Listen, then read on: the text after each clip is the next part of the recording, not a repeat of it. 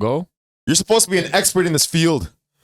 Yeah. That's why you get paid the big bucks. Now we're good. We're live. Oh. Just want to bang. Classic clip, man. I love that clip. Every few years, it like resurfaces. I was like, what? That was back in like 2008. That was before 2010. That was in the early days of the Who was that? That's Ultimate Fighter, bro. Lieben? That was I gotta make a correction from last week. I was watching it back, and I kept saying Horian was the one that created. Sorry, who the fuck was I saying that was the? It's not. Yeah, I was saying that it was Horian that created it. It's Henner. No, not Henner. Henner's dad. Fuck, man. Can you look it up real quick? I'm gonna fuck it up again. Henner's dad. What the fuck? You know Henner, right? Like from Gracie Breakdown, where the fuck? Where he talks like this? Guys. That guy? Yeah, Horion is Henner's dad. Horian is Henner's dad. Yeah. Who was I saying? Okay, who's You Horian's were brother? saying Hoyler. Hoyler. That's what I was saying. Yeah. That's not Hoyler, bro. I was watching it back and I kept saying it and like, yeah. So I just misremembered. Is Hoyler like the younger brother or some shit? I think Horian is the oldest, and then Henner. I don't know actually. I think Horian might be the oldest. Then I think it's. Look it up. Fucking Hickson might be the second. I don't know actually. I don't fucking care, bro. Whatever. The point is, we make mistakes on this biage, and it's fine. It's fine as long as we were correct taking ourselves. that alpha brain. Should have been taking that alpha brain. We'll get better about coming prepared to each episode and making sure that we got our facts straight. Were we meant to even talk about the history of jiu-jitsu? I think it just came up, right? It just came up. Yeah. We did going off of memory. You ever do that where you like you're with your friends or whatever, you're talking, and then it's like, yeah, what was that again? It's like, and then somebody pulls up the phone. Like, no, don't Google it. Like, let me just go off of memory. You ever do that? I mean, yeah, probably. Some dumbass shit though. Yeah, you're just what is that? That's some no, it's just like cognitive dissonance. It's instead of like relying on technology to use your fucking memory, just like think about it and then some universal appraisal shit. Like it's just fuck. Universal appraisal. Some fucking divine liberty, fucking choice of mentality. Which is, again, it's some dumbass monkey shit. Like, why do we do that? That's, I don't know. Yeah. It's a pride thing. It's an ego.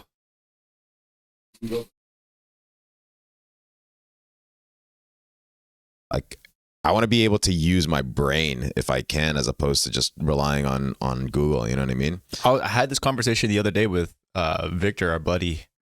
And we were driving on our way to our weekly basketball beer league game, which is, we're getting our asses kicked every fucking week. It's just it's a fuck fest of just getting trampled on, pretty much. It's a shit show. But the thing is so we're playing intermediate. Was your mic good? Oh, your mic's fucking dead again, bro.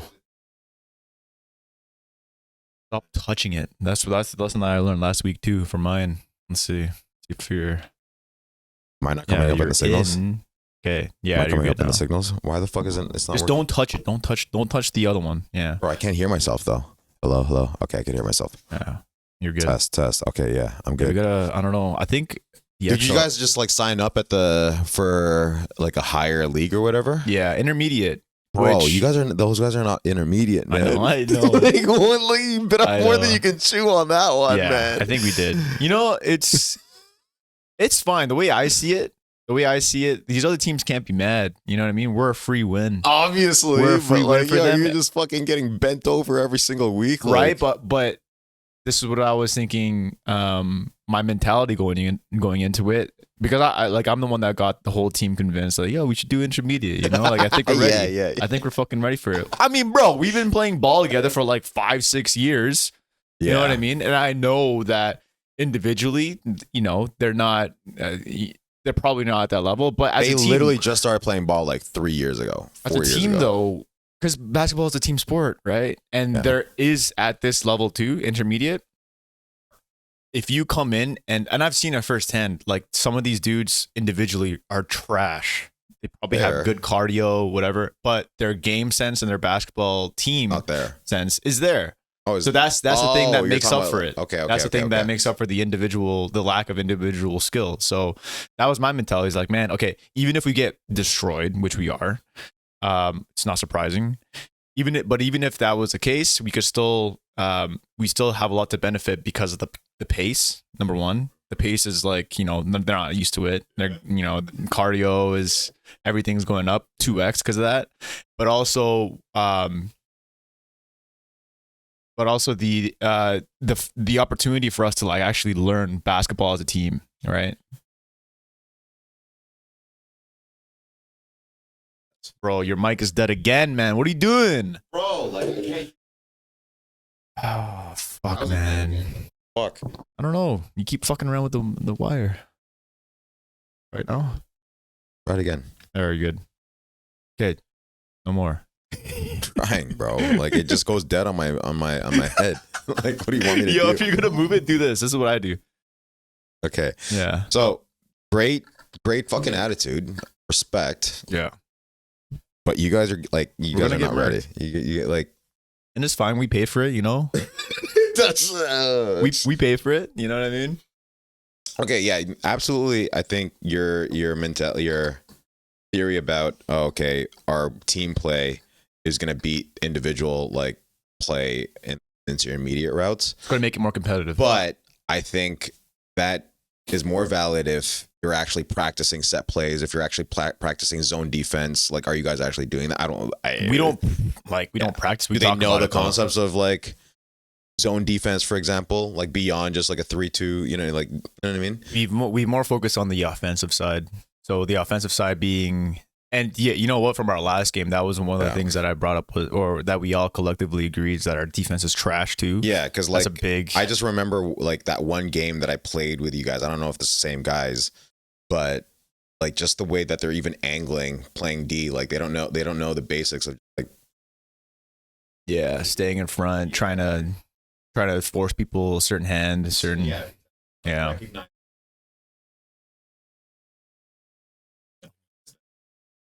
Your thing's dead again. Okay, let me oh, there you go. I'm back, bro. I could hear. Yeah. Okay. Don't move it. So we're back.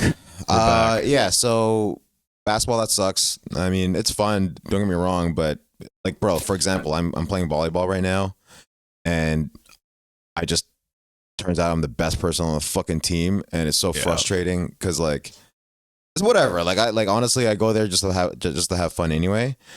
But there are times where I'm like, bro, what am I doing here? Why? Because like it's a and I signed up for the beginner league or whatever, but it's like really beginner. Like, my team is beginner. Like, they don't really even know how to dig properly. They don't know how to like set like properly. They're just trying to get it over. You know what I mean? Yeah.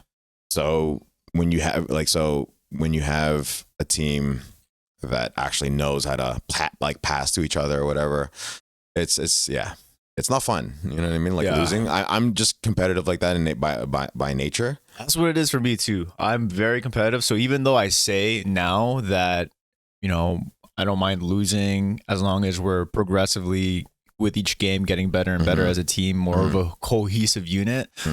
In the actual moment, I'm like, yo, yeah, 100%. Like, pull it together. Yeah. The thing that bugs me the most is that, and it's a cardio thing. I know for sure it's a cardio thing, so I can't hold it against these boys. Yeah. But some of the discipline and just the focus, you can just tell some guys when they're on the court, and whether it's because they're tired or they're just not, like, they're their heads out of their ass. You know what I mean? They're not in the game. Yeah, it's because like, bro, they're so like, tired you're in this that bitch, man. they're like, they get distracted. Yeah, they get distracted. Yeah. They get tired. They're just too focused on what they're. So one of the things that we're really bad at right now is transition defense. Yeah, and who's guys are really who? good. Like, sorry, who's picking up who? Basically, who's like, on the picking way up back? who exactly on transition? Because the thing about transition defense on basketball, for the folks that are listening that aren't really basketball fans or don't really watch the game or have any knowledge about the game, is that there's the most typical scheme in defensively is man to man, right? Right. Pretty simple. Simplest. You're just guarding whoever you're assigned to, and you're going to stay on that dude. But that's really easy to grasp and understand on a half court basis, yes. right? Where the team that you're defending comes up, brings the ball up, and they're running an offense from the half court. On transition, once they've transitioned past the midline, yeah, exactly, right, because everyone's set, everyone understands. Okay, I gotta guard X, Y, Z. Yeah, but if it's a fast break, things get confused, things get mixed up. You have if you don't know, if you haven't played ball have been coached to exactly. So it becomes dynamic, right? Because X, Y, Z could be like Y is more down the court. And so you have to pick up Y, although you might be guarding X. And so our problem is we're really good at man and assigning who we're guarding and staying on that person. But some of the newer guys don't have that dynamic. I gotta stop the ball and stop that guy from getting a lead. And maybe that's what you honestly you just got to keep it simple. I think because the best teacher is actually going to the gym by just as you guys and then talking it through. You know what I mean? Exactly. And that's what we do every single day. Just keep it simple and say, hey. Yeah, it is. What the fuck, bro? This is brutal. Yeah, you're good. Okay. What is, whatever. Let's stop asking these questions, bro. We got to get into this fucking episode, man. Yeah. You got to check these people in. Thanks for checking in. It is February. We made it through the first month of the year. Of 2024. Hell yeah, brother. February the 4th. What's going on? Thanks for checking in with us. Perhaps we'll learn more about the world and about the universe and about the existential dynamicism of physics. The dynamics of the cross-millennial and dimensional, multi-faceted and absolutely clearing of the mind and taking mushroom micromanaging and yes, indeed. And multifaceted absolutely. Indeed. But thanks for checking in. We were just shooting the shit a little bit. I don't even know, man. It's fucking Sunday, bro. Fucking first week of February in the books. Lord's Day. It's the Lord's Day. It's Black History Month. Hell yeah. Feeling fucking good, Shout out man. my black people. Feeling fucking good. I'm still, I tried, I'm back on intermittent fasting. Hell yeah, brother. How's that going?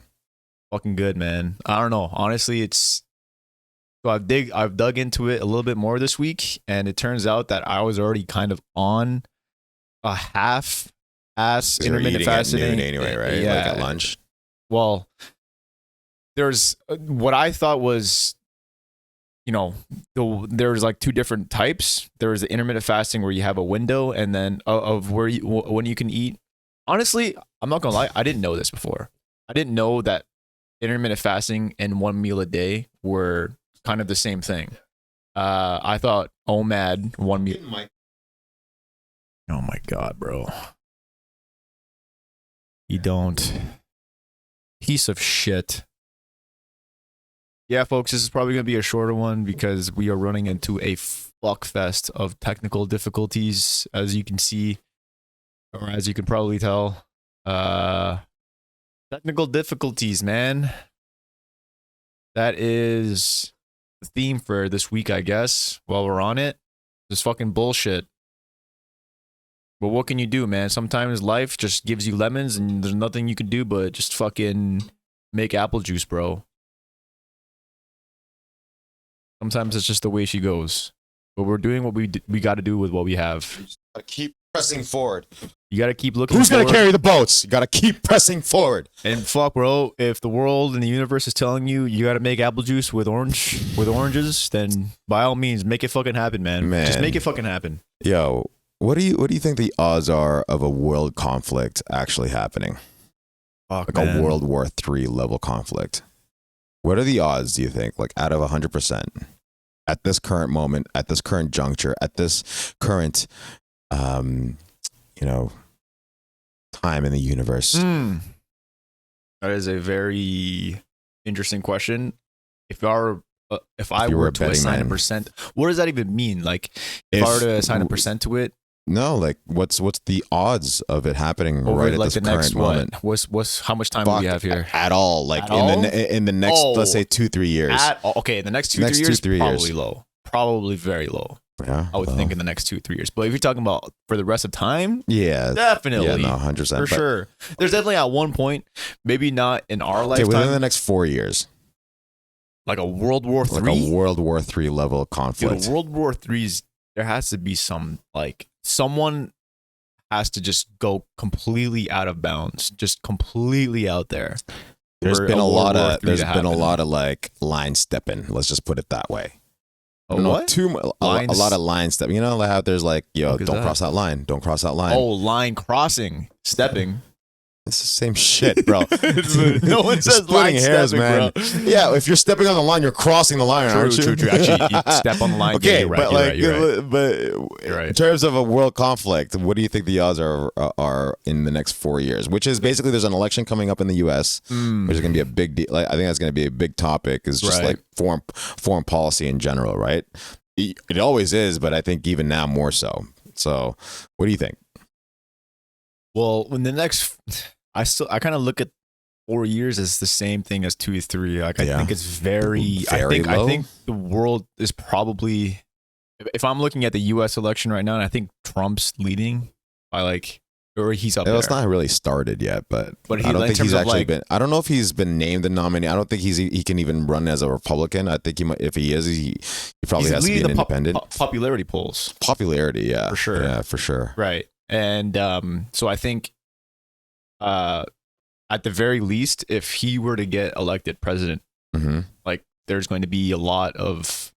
There's just going to be like the U.S. is going to be like a fuck fest again. There's probably going to be a lot of division again. A lot of not again. Well, actually, yeah. From 2016, the first time he got elected, there was a lot of division. How many wars started while he was? No. I'm just saying like in society, there's going to be a lot of just like if you can go back to 2016, just from your own experience. I remember 2016 when it was Clinton versus or who was it? It was Trump versus Clinton or. Yeah, it was Trump versus Clinton, wasn't it? Hillary. Oh, yeah. Okay. That was 2016 when he first got elected. Saying something else. Yeah. There was a lot of division in social media, a lot of division in like that's what CNN was like. All the news outlets were basically touching on, or it was left or right. It was like collusion, Russian collusion. Yeah, that too. Yeah. So I think something like that is definitely bound to happen if he wins. But then if also the Democrats win again. And that's also going to be like, bro, like what the fuck? Like in general, there's just so I just feel like there's so much division between the two sides. There's no, 100%. There's no medium ground, and there's no trying to understand the other side or trying to work together. So I think regardless, like this next election is going to stir up a lot of division. I keep using the word division, but that's the only thing that's coming to mind right now. So that being said, I think it's not going to be enough for there to be like World War III type shit or be a root cause for World War III over the next 4 years. But that's definitely going to be a factor if within the next couple of decades, there's going to be something that happens that is going to lead to some kind of World War III type of outcome. But that's also going to be, I feel like if something like that were to happen, like a full out fucking war, boots on the ground, fucking...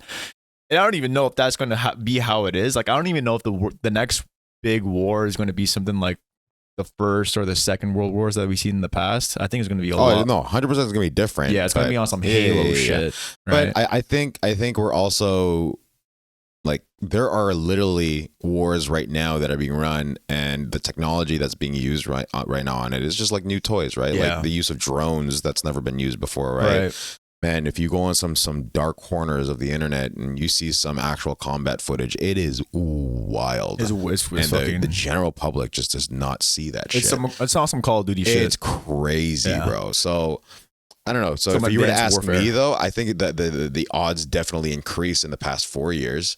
If we were to go to war, and I don't know if they would be able to do something like a draft, but what do you think you would do if it were to break out? Like, okay, fuck, we're in a world war now. Like, what do you think the game plan for you would be? Ooh, I haven't even fucking thought of just first initial reaction. Like, what does your gut tell you that you would do? Well, I'm definitely not going to work. I'm definitely not going to work the next day. I'm taking that day off, bro. I'm planning. Taking some time off. Taking some time off. Later. See you. You know what I mean? PTO request. I bet. Facts, like 100%. That would be my first reaction. I'd be like, "Yo, like I'm probably gonna like message my boss and be like, I'm probably out for like the foreseeable future. Yeah. You know, like I can't be fucking plugging in numbers in Excel and fucking doing all this shit for clients where you got a whole fucking war happening." But now, okay, this is to just set the stage. This is when it's 90% sure that it's gonna happen, but the economy hasn't really stopped yet, so people are still traveling. True. People like airplanes are still like it's a viable option to leave. So just like setting the stage. So now given that, so like there's no lockdowns or anything just yet, but you have a sneaking suspicion like some shit's going on, because usually a war is actually started before it's like announced on in the general public. You know what I mean? There's a lot of things that are like happening in the kind of the backgrounds that basically, by the time it actually hits the news, there's usually some gap there, right? So let's say some news has been made aware for you, and like the general public hasn't really reacted to it just yet, but it's about to. So now that's the stage. What would you do? What's your first? So the job thing? Yeah. My move would just be to. I don't know. This is going to sound like very unprepared, but I think my move would just be to hold steady for a little bit, because at the end of the day, like an overreaction is probably the worst thing you would do in that scenario. Yeah. An overreaction by like moving everything and without more information. It would depend on the level of information that you get at that point in time. But I also think about what our role as a country. Because we live in Canada, so I would need more information to make some kind of informed decision about what our role is in that war, and also to like what that would mean for me, like individually. Like, would that mean that we would need to like enlist and like do all that kind of shit, or would you like enlist willingly? Would you, even if there wasn't a draft?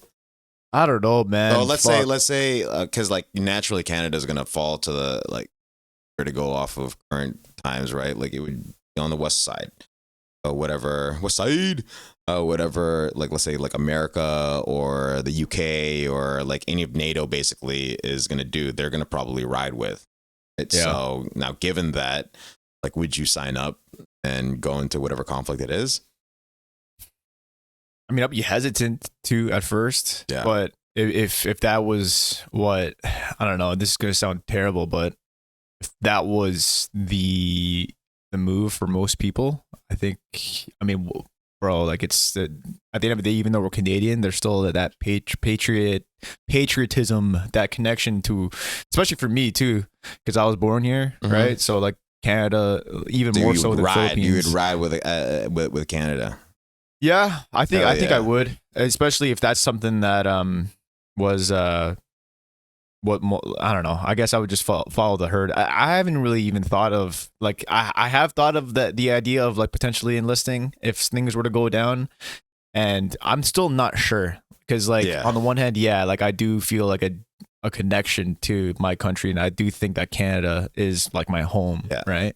But on the other hand, too, like I'm a pussy at the same time too, and I'm a pussy in the sense that like that fucking guns and shit scare the fuck out of me. I don't want to go to war, and that's that. Going back to your core question, which was, do I think like a war would happen in the next few years?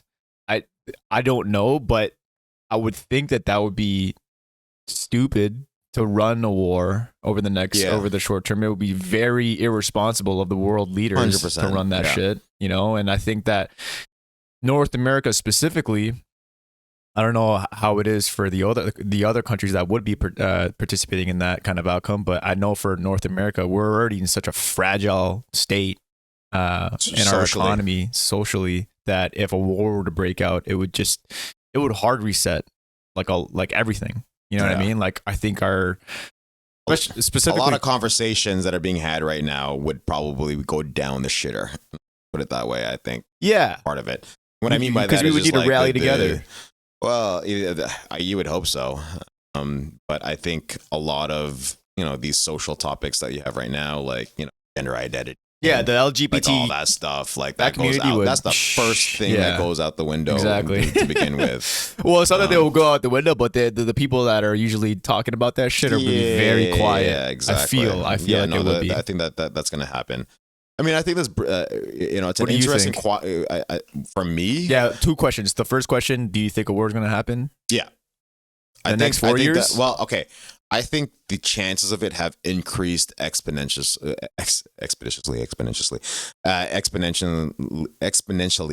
over the past, let's say, 10 years, 20 years even. Yeah. If you were to go back and ask me, like 2010, would I think that we're this close to a world conflict? I would probably be like, no way, right? But I never thought in my lifetime, and this is, I think, just a result of growing up during what is like a golden era of the world. I mean, obviously it wasn't fucking perfect, but this is a long, great peace since World War II. You know what I mean? This is generally something like there's been a lot of progress made and a lot of advances made just socially and all that good stuff, right? Spiritually. Yeah, spiritually and all that. Expeditiously. But this is the first time really where I'm like, oh crap, like we are edging closer and closer and closer. You know, you're seeing a lot of patterns that happen, let's say, even before World War One, that's repeating as well. So what happened before World War One, even aside from all like the stuff that was happening like between the kingdoms or whatever, was that all these militaries, because of the Industrial Revolution, had all these brand new toys to play with. And there was this massive arms race of like crazy navies, crazy armies, horseback what became kind of like a thing of the past in the first few battles of World War One. And you're seeing that now where like a bunch of new technology has come to the forefront with just like military technology. And I think all these militaries now have brand new toys to play with, and it's just becoming a tinderbox. So you ask me, do I think it's more I don't know for sure if it's going to happen, but if you ask me, is it more likely now than it ever was? Then yeah, the answer is yes, 100%.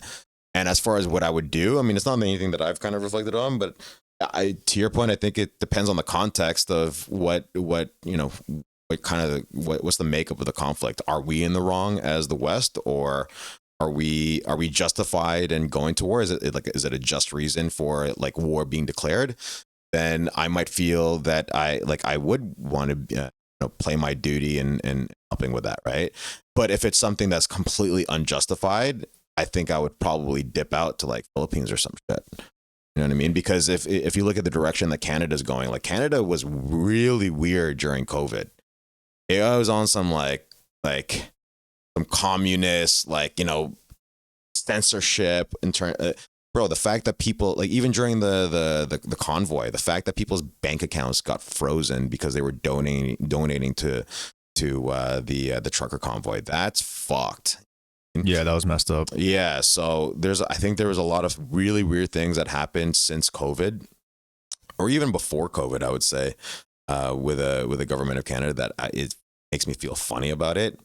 But yeah, that's kind of where I stand right now. But I think something that we even as a family need to talk about is, should something happen, we don't really have a plan. We're going to get caught with our pants down. What I mean by that is, say, okay, I think the benefit with where we live is that from a geopolitical standpoint, Toronto's not that important. Like there isn't like a massive port for obviously there's a port in Toronto, whatever. But in terms of like the grander scheme of things, it's not like a strategic thing. Like let's say, like a New York would be, or like an LA would be. We're so far inland as well that I would hope that there's a bunch of like defense that would, kind of come up should like an invasion happen or something. I think that's the fact that we're surrounded by the Atlantic and the Pacific is a big advantage to begin with. What I'm getting at is, if it was to be targeted, if something was to be targeted, I don't think Toronto would be that. So that's what we have going for us. You know what I mean?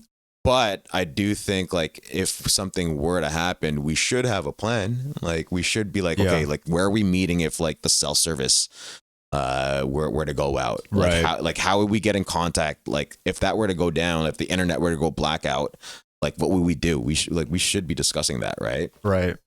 Yeah, 100%.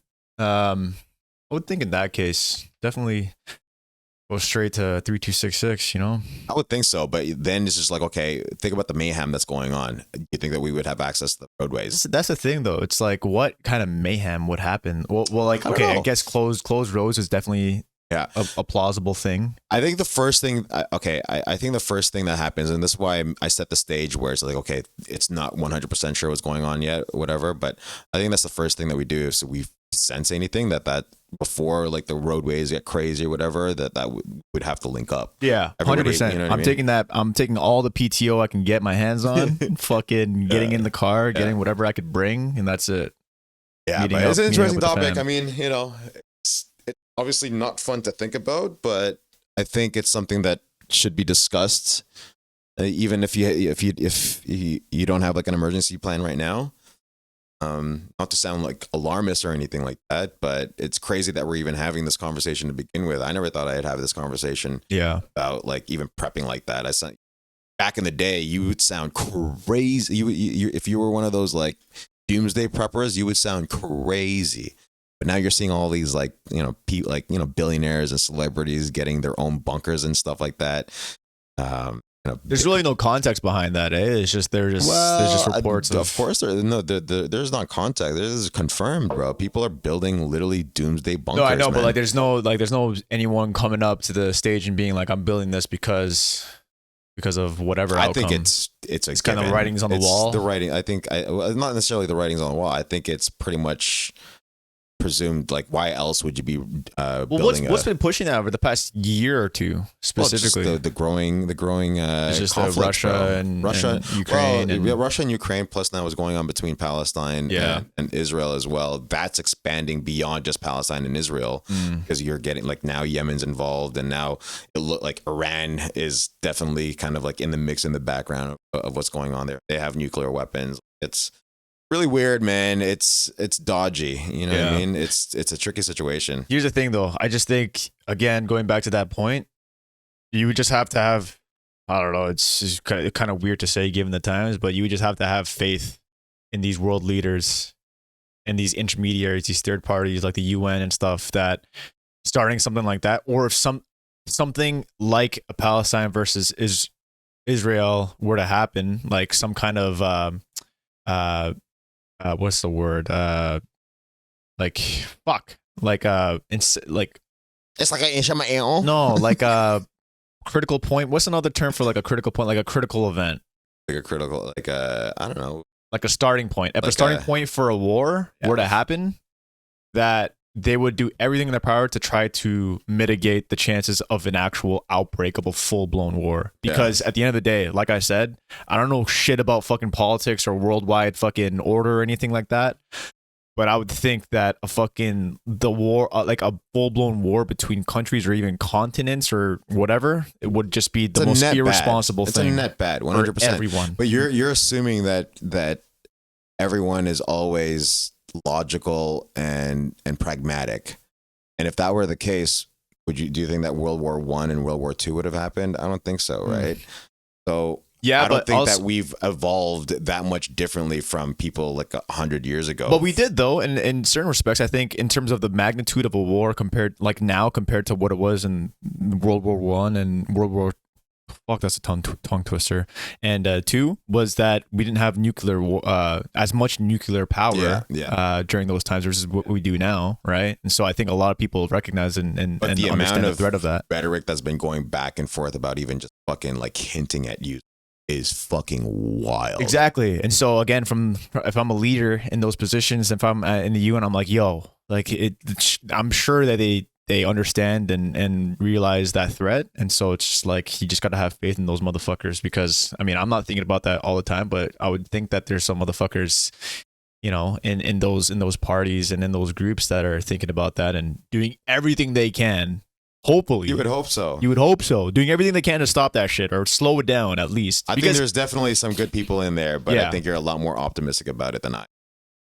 Sure. And I mean, war and tried and just war in general, violence is just part of us innately. I think that monkey shit. It's like that monkey shit, right? We just want all the smoke. But now us monkeys have like, unlike before where it's just like sticks and stones. Now we got some fucking bombs and crazy. Exactly. Like, so world annihilating bombs, bro. And this is why I rate the TV show and the series Attack on Titan so much, because they go into this like it's just cyclical, right? But we'll see, man. We'll see. I don't really know. I think you can't be fully prepared for something like that.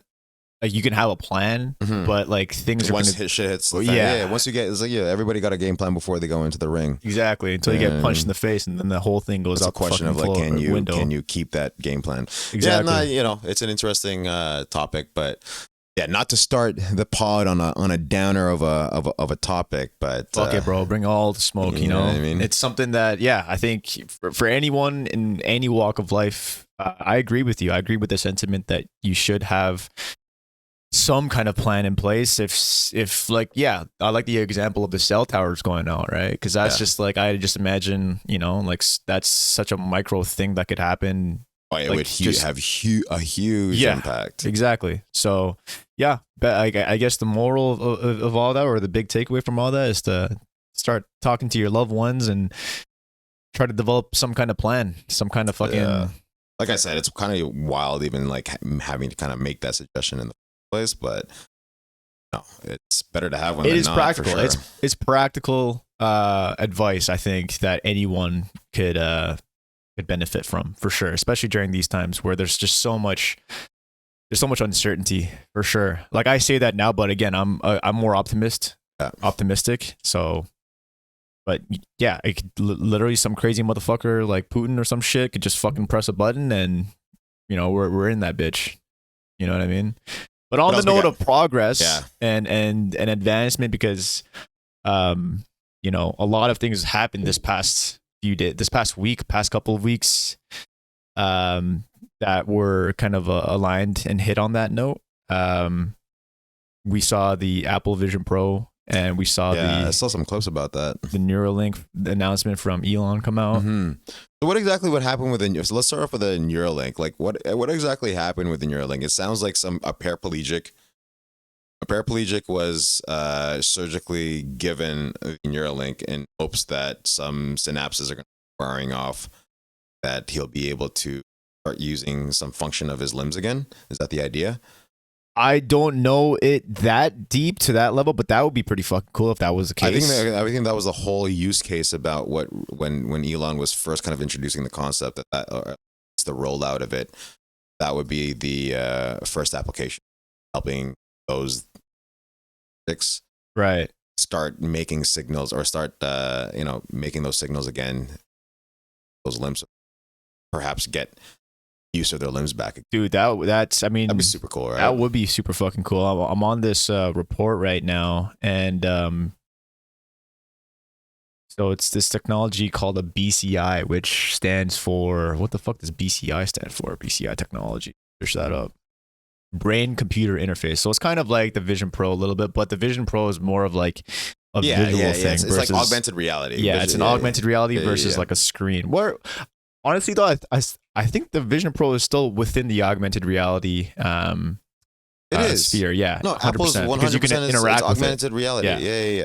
Which is super dope. Whereas like the Neuralink is actually embedded within you. It's a chip that's embedded into you. That's like, again, I might be butchering this, but from the Neuralink, from the paraplegic application, that's meant to help them make those, because part of being a paraplegic is the fact that the signals that are being sent from your brain are just not reaching the appendages, right? So that's kind of like what I had going on with my leg. Remember when my herniated disc first happened? And then like I basically remember how much my right leg atrophied, my calf and whatnot, like they like the muscle was pretty much decimated, right? Yeah. That's because the sciatic nerve, the largest nerve in your body, was being pinched at the where it branches off from my back, from my spine.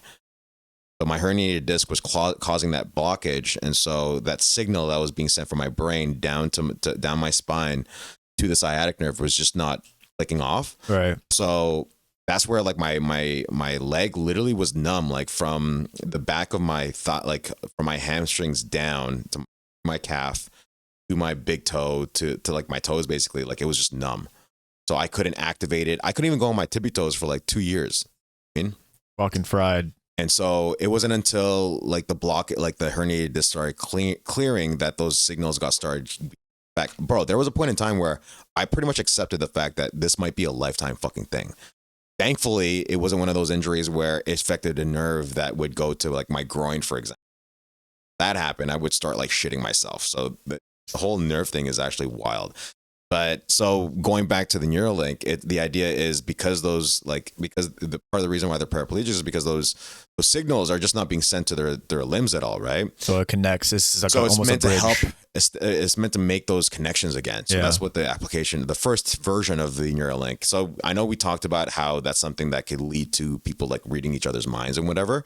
But the first iteration of it is going to be for that. Well, fuck yeah! If that's what it is, bridging that nerve system so that people can walk and fucking do shit that they couldn't do and were inhibited to do before, then I would think that's a net positive. I think it's a net positive, yeah. General, I mean, so for the folks tuning in, cool. The Neuralink, I thought it was Neuralink is a brain chip, started by Elon Musk. I think it's another company of his back in 2016. I didn't know it was that far ago. Yeah. But it's basically a device the size of a coin that is surgically implanted in the skull with ultra thin wires going into the brain and developing a brain computer interface, our favorite word, BCI. The disc would register brain activity and send it over the device, such as a smartphone, through a common Bluetooth connection. Shout out to Bluetooth, man. They're holding it fucking down, bro. They've been holding it down for 2 decades, more than. I wonder if like there's this whole thing going around about Bluetooth, how that could cause cancer or whatever. I mean, that's always been a conversation about it in general. Oh, but yeah. I mean, fucking. Even wearing 5G towers there's been this movement about like people like not wearing AirPods anymore for that reason and going back to like wired headphones. Cause I mean, truth be told, like, how do we know for sure? Like there hasn't, we're really the first test case of this like Bluetooth technology on a long-term like plan, right? Who knows, this technology could end up like be giving us kind of cancer and whatnot. 100%. Right? And I'm sure there's possibility. That's definitely a possibility. I don't know how much research or, funds are being put into research around that. That would be interesting to look into, though, for sure. But I think what was fuck? I forgot what I was gonna say. Neuralink. Neuralink. Bluetooth. So Bluetooth. You're just reading the description. Yeah. So to your point, Musk said that the initial users would be those who have lost the use of their limbs. Yeah. The human testing phase will collect data on safety and effectiveness, because that's really a big thing about those. Yeah, I would think so. Can you imagine if shift? Shift. I think it's a really cool technology. That technology can then. I wonder what kind of application that would have for heavy machinery in the future. So, for example, like if you're a doctor, like even if as a doctor when you're doing surgery, have you ever seen those machines where they're kind of like remote controlling the tool from like a console, basically? It's really fucking cool. So now picture that if you had because just even androids, and like that's another project that Elon's working on right now. I forget what they call that first iteration of their droid, but can you imagine like having like a mech suit that's then controlled by someone's mind? You know what I mean? Like I could see that happening with as this technology evolves. That's definitely part of the end game picture for that kind of technology. I would think, yeah. Or even drones. You know what I mean? Like you just control a drone with your mind. Man, you know what I think about, because it's like those people that write the sci-fi, or the people that are in the sci-fi space. I almost feel like all of them, or virtually all of them, to a degree, like the ones that are that have made the more popular works, are fucking right. Like they don't miss. You know what I mean? Like in terms of the predictions that they made during the time and with the information that they made them, and they made all these books and all these stories, like Matrix, for example, 1981. 1984, sorry. Yeah. Just the sci-fi genre, how it's usually about them making predictions about how technology and about how AI and things like that would look like in the future, and basically paint this fictional, quote unquote fictional story or picture of what the world would look like with those technologies. But they're like, as time goes on, we see that bro, they're not that far off. Like this is something that can happen. I even think about like when I hear heavy machinery and mecha suits and shit like that, I think of like popular fiction like Gundam Wing. You know what I mean? So I just think it's mad interesting that like it's almost like sci-fi it's almost like it almost gives you that feeling like this is like certainly where we're heading down. I've always felt, because I always felt that sci-fi was a genre that like just taps into the imagination of humans. Right.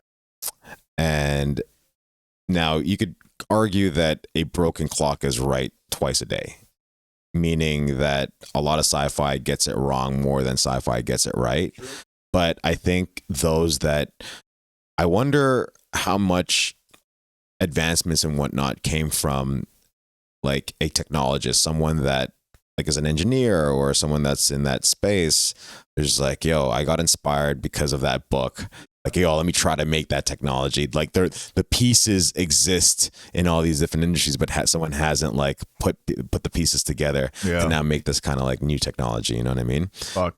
Yeah, I was just thinking that's pretty cool. That too. Like story, like it goes back to what we were talking about last week, where like stories are this like fundamental thing about the human experience, and you know, not only does it act as a way for us to, you know, archive like, you know, what happened in history, whatever, and remind us of some lessons learned, but it can also kind of push the needle a little bit in terms of like advancing technology, for example, just by way of us imagining like, hey, wouldn't it be cool if we had a fucking spaceship? Or like, hey, what would happen if we did have spaceships? Like if we were fighting wars, what would that look like? So like all, you know, like proton beams and lightsabers and shit like that. Who knows? There could be a fucking lightsaber soon enough. You know what I mean? Probably. Yeah. It's wild, man. Let's take a pee break, bro. I need to take a piss so bad right now. It's like literally fucking all right, my bladder's gonna explode.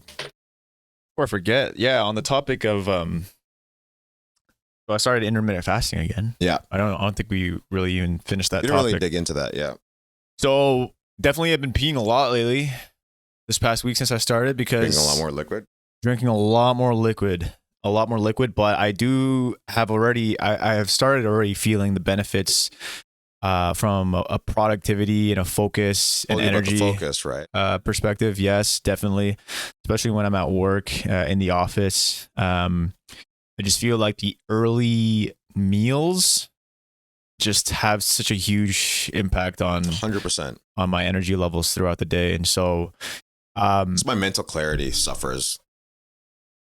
Right. So again, going back to those two types, there's different ways to approach it. Some people do the 1 meal a day thing, which I thought was, I don't know, because I'm just dumb, the only way to do intermittent fasting. A 24-hour window. Right. Versus the more reasonable way to do it, which is doing it within a minute. And by doing it, I mean getting your food in, getting your calories, doing it within a window, eating within a window of time. Oh, I thought you said within it. I'm like, what? No. Within a window of time. Yeah. So I'm opting for obviously the approach of doing it within a window. So my current schedule right now is eating. I try to get a 16-hour fast in. So I start. Yeah. So I start at 3 or 4, and I cut off all foods by 9. 8, 9? Sorry, like 10 or 11. So I have like an 8 or 7 hour window. That's what I'm working with right now. But I try to cut off everything cold turkey at 11. Or no, sorry, 10. Sorry, 10. That's the number. That 10 p.m. is the time. And then in the morning, I obviously don't eat until 3 or 4. So yeah, that's what I've been rolling with. And I think the biggest thing that it wasn't a huge lifestyle change aside from the midnight munchies that I would get before starting. So that was the worst habit that I had before starting my cycle was just having those like late night fucking snacks and chips and sometimes even full blown fucking meals right before I go to bed. And so definitely when it comes to, for anyone that's looking into fasting, that's like a non-negotiable. There's different things that you can pull and push, but when it comes to non-negotiables, it's definitely having at least 2 to 3 hours after you wake up and before you go to bed where you're not eating anything. You're not just consuming any kind of food or caloric intake from what I've read or looked into, right? And then, just if you're fucking hungry, just fucking run it, go through it, drink some fucking coffee or water, and you'll be fine. A lot of time, people mistaken hunger with their like once. Sometimes it happens to me where I think I'm hungry and I just go drink a glass of water. I feel, like actually I wasn't hungry. I was just thirsty. You know what I mean? Yeah. Well, definitely tricking your body with fucking liquids is a real thing, I think. You always preach that. You've always just preached, if you're feeling hungry, just drink water. Just drink water. Trick your fucking body, which I think is a legit thing. I wonder if there's any science behind that, but well, it fills it up at least. Look, your body can go 3 days without food generally. Oh, sorry, not 3 days. 3 weeks or 3 weeks without food generally, you know what I mean? Unless you're already emaciated, but your body literally cannot go more than 3 days. Like 3 days, if you go without water for 3 days, you might be dead. Yeah. Yeah. So water is definitely something that if you're going on this intermittent fasting, that's going to be your best friend during your fast for sure. Right. So the reasons why I'm starting that up again, because I used to do it before. Like I was into OMAD before, so 1 meal a day before. Mm-hmm. I like the simplicity of it for sure. That's a side benefit. I think the core benefit is that focus and that clarity. Mm-hmm. Because I am on the side of being able to operate more efficiently and I'm more productive when I'm feeling hungry and I have that, almost primal feeling of like, it's like what we were talking about. Yeah. Yeah. Of, hunger being the driving force for effort just in general. Right. So like that goes across the board, not just for my, my job and the work that I do for my day to day, my 9 to 5, but also for training too. Right. Like when I go to the gym and I get a lift or I get some training Where done. do you end up getting your lift now? I have a fucking gym at my building. Yeah, but so when? When do I go? In the mornings if I can. In the mornings. If I can, like 9 a.m. in the mornings. I've been doing that since I started. More so since I started. So yeah, try to get in the morning. If I'm not lifting, then I'm training jiu-jitsu. So yeah. I try not to do both in one day. That's kind of savage. I'm not gonna lie. It's not that it's savage, but like it's just. I don't know. Like I feel like it's a lot. You think so? I think so. I literally do that almost every day. Yeah. I think I'm just used to it. Yeah, I think you're just used to it. But yeah, for me, like a part of me is just fucking lazy. The thing is with me now that it's kind of sucks is that the day, like before when I wasn't teaching or when I didn't have this gym, I could reliably get 4 or 5 days of hard rounds. Not hard rounds, but like where like it's a lot of physical exertion, right? Yeah. Whereas now, because right now we don't have as many members, but also like all the members are new to jiu-jitsu. I don't get near, like maybe I'll be lucky to get 2 a week where I'm going with a good intensity, where I'm actually getting like a good workout.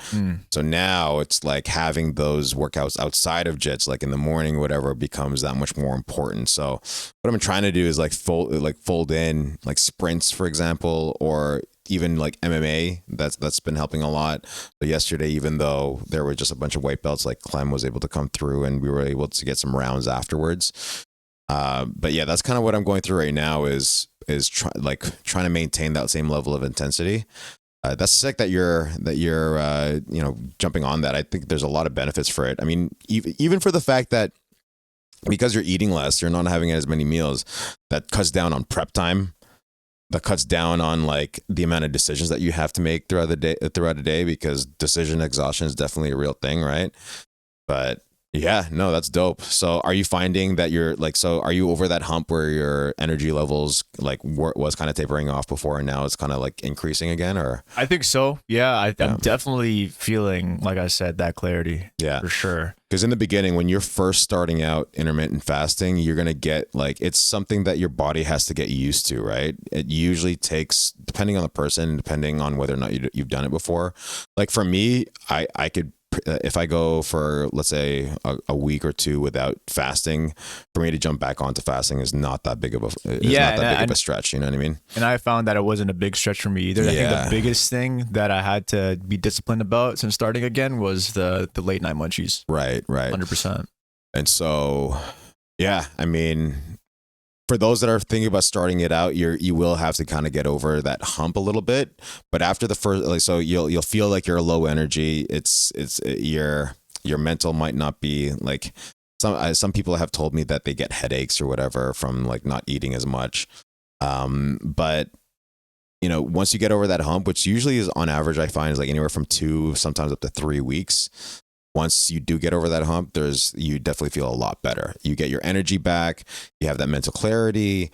And yeah, I mean, like, especially for those that are doing it because it really helps with caloric restriction because it simplifies things, right? You will start seeing, like, after that 3rd week, you're going to start seeing like good results in terms of your like weight and whatnot. So 100% with the weight thing too. I think if anyone's serious about actually losing weight, they should really consider dropping the 3 square meals and a lot of people have an over reliance on intermittent fasting for dropping weight, and I think that's a false assumption because, like, ultimately it's caloric restriction. It doesn't matter when you have food that day, like whether it be 3 times a day or you have it once a day, as long as you are having less calories in than your like basal metabolic rate is, then you're going to lose weight regardless. Right. But I think what a lot of people like about intermittent fasting or just 1 meal a day is the fact that it makes it easier for them to track calories. Right. Sometimes, like, unless you're a fat fuck like me, it's hard for a lot of people to eat 2,000 calories worth of food in one sitting. You know what I mean? So I think you could still be a fat fuck if you're doing intermittent fasting. Don't get it twisted. You know what I mean? Like, you could still be eating like shit for that 1 meal a day. Right. Which I'm guilty of. Right. Yeah. I like my snacks. It's hard. It's eating and trying to lose the weight is so much harder than building the weight. That's arguable. I think it depends on the person, man. Like, some people it's a case are by case, but I think in general, do you not agree with in general, it's harder to lose weight, it's to lose fat than it is to gain muscle, and to get ripped? For me, yes. Yeah. For me, yes. For me, it's actually it's a lot easier for me to put on weight than it is for me to lose weight, I would say. Right. It's a lot easier for you to put on like muscle mass and weight. Because I also lift heavy, I lift heavy. So if I really wears on my P's and Q's, like, I go for more strength than I do for actual like aesthetics. But if I were to go for like more aesthetics, like I could already do the weight and the lifting that would be required to do that. I would just need to like change up my eating habits. Right. Eating habits is so tough, man. I've in place of, dude, I don't know if you're on this tech right now, but soda waters are it, man. Yeah, you like soda waters? Soda waters in place of like the Coke Zeros and for sure and all that bullshit. Yeah, it's carbonated water. Carbonated water. Do you just put like lemon in it? Lemon or lime? Nothing. Just fucking raw dog it. Bubblies, man. Shout out Bubbly. Liquid I think they're Canadian too. Bubbly. Yeah, I think so. Dude, did you see fucking Michael Bublé on the All-Star game? What a legend, bro. That guy's a G, bro. What a G. 48, fucking retired, just doing this thing. Microdosing and going up there, having a fucking panel interview. Good for him. Shout out to Bublé, bro. What a legend. Canadian, too. He's from Vancouver, isn't he? Yeah, I don't know where he's from. Is he from Vancouver? He lives in Vancouver right now. But yeah, dude, fucking talk about how Canadian can you get? You know what I mean? Just being able to fucking he's go a Canadian up there Chad, bro. He definitely looks the part of a Canadian Chad, but can also sing. So what would you call that? Just the fucking beauty of a man. Chadia? I don't know. I don't know. Chadamus. But we're hitting 11:52 right now. 11:52? Should we just cut it? We're at like 54 right now. All right, let's cut it. Yeah. Sorry about all the technical difficulties today, folks. This was sloppy. It was sloppy. Honestly, I'm not gonna lie. A lot of it was out of our hands. It's just the way she goes sometimes. But again, if life hands you apples, sometimes you just gotta make do and do what you gotta do with what you have, even though it ain't much. Do it well. You know what I mean? Okay, yeah. So I think what we have to do is we have to get that interface. Yeah, because I'd rather pay for an interface and some XLR cables than have to fucking deal with this. 100%. On that, hopefully by then, like, the curtains are going to be here by then. Hopefully we'll have the curtain where that goes past my brother's back, so that we have a whole little square box of of orange, velvety of red goodness. fun, of velvety goodness. So yeah, lots of big things coming production wise. We'll keep you posted, but thanks for checking in. Keep hammering, sorry. Keep hammering, yeah. Do what you got to do with what you have, and we will be back to you next week. See y'all next week. All right, folks.